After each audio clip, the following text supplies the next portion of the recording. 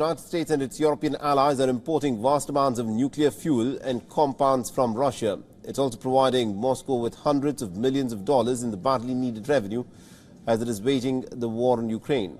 The sales, which are legal and unsanctioned, have raised alarm from the non-proliferation experts and also elected officials.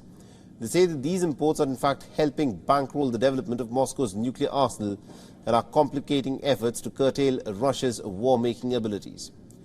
The dependence on Russian nuclear products, used mostly to fuel civilian reactors, leaves the United States and its allies open to energy shortages if Putin were to cut off supplies. The challenge is likely to grow more intense as those nations that are seeking to boost production of emissions-free electricity to combat climate change. Now, the West has been reluctant to target Russia's nuclear exports because they are a key part of keeping the reactors humming.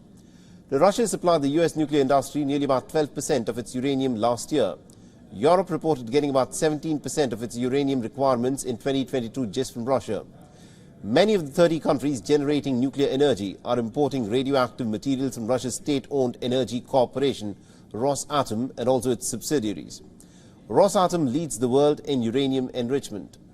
Ukrainian officials have pleaded with the world leaders to sanction Rosatom to cut off one of Moscow's last significant funding streams.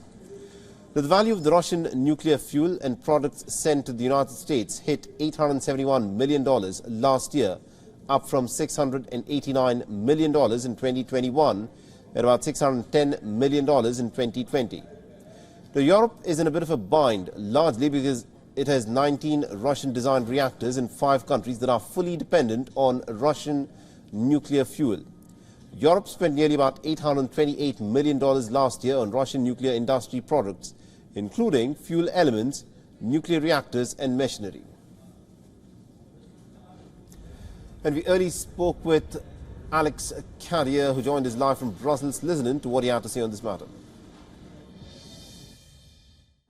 Well, at first glance, it may seem like doublespeak, but I think the reality is that if they could give up that reliance on nuclear technology and nuclear fuels from Russia, the West, the US, the European Union would give up that reliance. At the moment, that is not something they are able to do. A lot of European countries are very reliant on that Russian monopoly on specific nuclear fuels like Ne-404. Now, the United States, American companies will be developing their own version of that, but that's only going to happen next year. So in the meantime, they are still reliant on Russian fuels, also on Russian technology to maintain nuclear power stations, including in the United States and across Europe. That is really the aspect that at the moment they cannot move away from that reliance on Russian technology, on Russian fuels. There is pressure in the European Union, in the United States, by Russia hardliners to move away from that reliance and to sanction Rosatom, the Russian state nuclear company. That has been a conversation at the European Commission, that building behind me, the European Council of all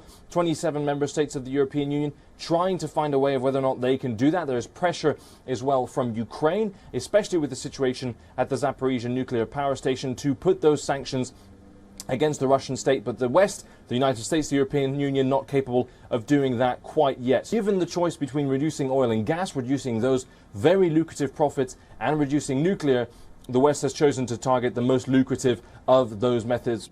WION is now available in your country. Download the app now and get all the news on the move.